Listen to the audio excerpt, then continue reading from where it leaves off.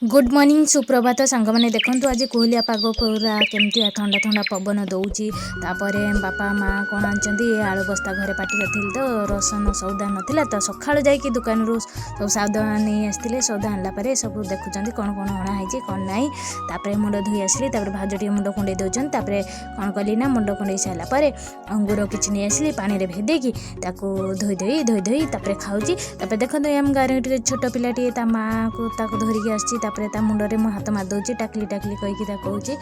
ये बसी बसिकी आम ट्राक्टर देखुचु संध्या संध्या गाई मान सब उड़े दूसरी घर को जावाई मो बड़ माँ डाकिले घर को जाऊँगी घरे जाकि टीवी कौन चलू ना देखापी तो टीवी चले देकी पलि आसली आसला देखुची तो मो भाई भाउज कुआडे जाउछंती